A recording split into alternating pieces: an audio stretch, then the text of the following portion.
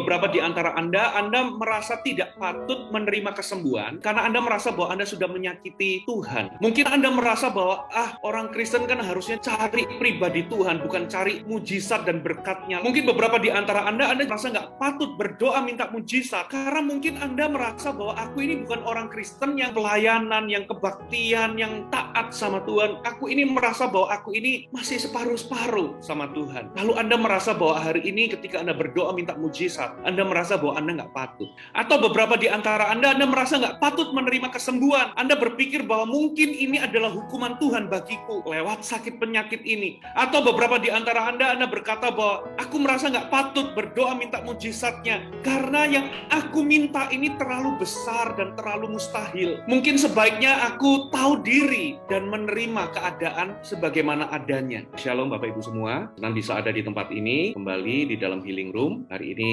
saya percaya ada sesuatu yang besar terjadi, mujizat bisa terjadi dimanapun kita berada. Amin. Markus pasal yang ke-7, perempuan Siro-Fenisia yang percaya ada seorang ibu bangsa Siro-Fenisia. Dia mendengar tentang Yesus, bahwa Yesus itu datang ke daerah Tirus. Lalu dia tersungkur kepada Yesus, memohon supaya anaknya yang kerasukan roh jahat itu disembuhkan atau dilepaskan. Tapi apa yang terjadi? Ya, Yesus berkata kepadanya, biarlah anak-anak kenyang dahulu, sebab nggak patut mengambil roti yang disediakan bagi anak-anak dan melemparkannya kepada anjing. Jadi Yesus menolak untuk menyembuhkan anak dari ibu ini. Alasan Yesus itu sebetulnya alasan yang sangat masuk di akal. Dia ngomong gini, anak-anak ini kenyang dulu. Dengan kata lain, mujizatku, pertolonganku, kuasa Tuhan itu disediakan untuk orang Israel dulu. Orang-orang non-Israel itu nanti dulu, tunggu giliran, karena nggak patut kalau dikasih ke anjing peliharaan dulu, sementara anak-anak belum makan. Tapi apa yang terjadi? Coba kita lihat di Matius 15 ayat 27-28. Kata perempuan itu, benar Tuhan, tapi anjing yang di bawah meja juga makan remah-remah yang dijatuhkan anak-anak. Maka Yesus menjawab dan berkata kepadanya,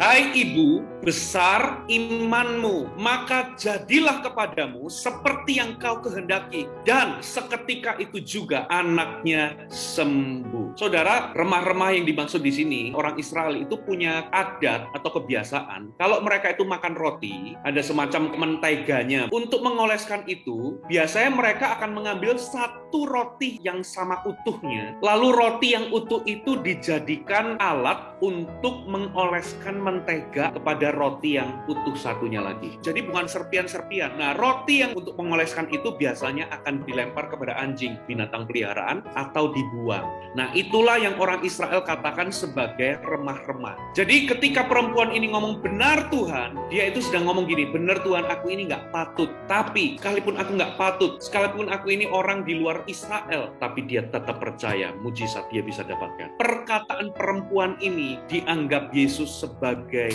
iman. Dan Tuhan itu menghargai iman. Dan Tuhan itu nggak bisa menolak iman. Yesus itu awalnya menolak perempuan ini mentah-mentah, tapi begitu perempuan ini beriman, seketika itu anaknya sembuh. Ternyata sikap iman atau respon iman itu luar biasa, saudara. Coba kita lihat ya, kalau kita pelajari dalam Alkitab kita, sebelum Yesus lakukan mujizat, Yesus itu seringkali ingin melihat respon kita dengan bertanya, percayakah engkau bahwa aku dapat melakukannya? Dan ketika orang itu jawab, percaya, biasanya Yesus itu akan menjawab, jadilah menurut imanmu. Seperti yang engkau percaya. Hari ini siapapun Anda, mungkin Anda merasa bahwa Anda nggak terlalu taat sama Tuhan, Anda merasa nggak patut dapat mujizat, Anda merasa bahwa apa yang Anda minta terlalu besar, terlalu mustahil, Anda merasa nggak tahu diri, Anda mungkin merasa bahwa Anda adalah orang berdosa, mungkin ini waktunya Anda menerima hukuman Tuhan, atau bahkan beberapa di antara Anda merasa nggak patut berdoa minta mujizat, karena mungkin Anda bukan orang Kristen. Hari ini mungkin Anda adalah orang yang beragama lain dan ikut Zoom ini. Anda mungkin mendengar bahwa Tuhan Yesus bisa bikin mujizat, lalu Anda merasa bahwa nggak ada salahnya hari ini aku minta mujizat kepada Yesus. Tapi Anda merasa aku nggak patut, aku nggak layak, karena mungkin aku bukan orang Kristen. Perasaan-perasaan itu membuat Anda ragu-ragu dan bimbang. Tapi lihat perempuan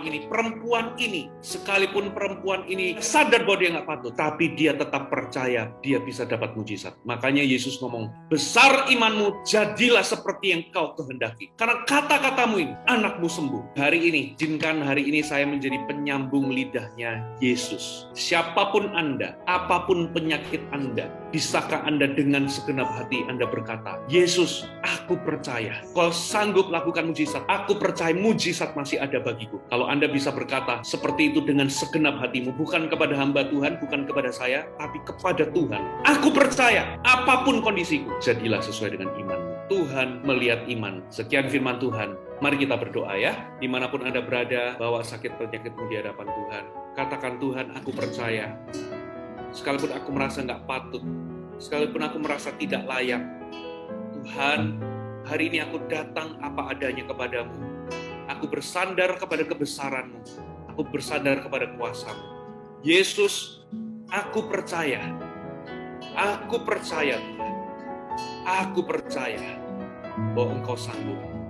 Bapa, Engkau melihat setiap respon iman mereka. Lihat perkataan mereka yang keluar dari hati mereka. Hari ini di dalam nama Yesus, sesuai dengan apa yang mereka katakan, jadilah seperti apa yang mereka kehendaki. Sesuai dengan iman mereka, terjadilah demikian di dalam nama Yesus.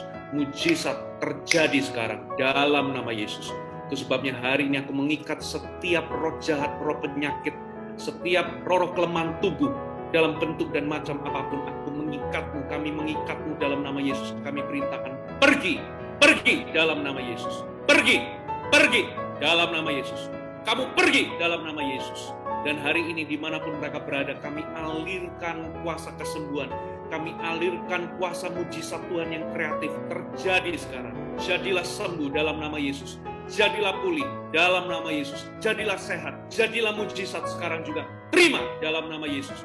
Aku lepaskan pengurapan Allah mengalir sekarang. Terimalah Roh Kudus. Terimalah kuasa kesembuhan. Terimalah mujizat.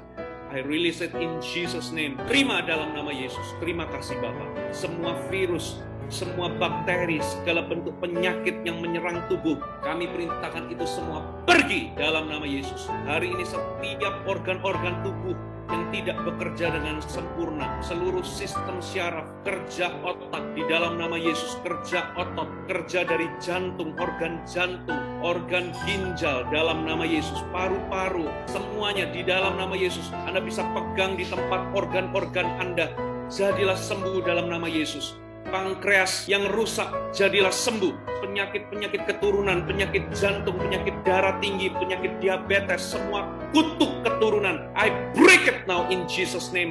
Kami patahkan itu dalam nama Yesus. Jadilah bebas. Oleh karena bilur-bilur yang ditanggung Yesus, kami menyatakan engkau sembuh. Kami nyatakan engkau bebas dari kutuk penyakit. Sekarang juga dalam nama Yesus. Dalam nama Yesus.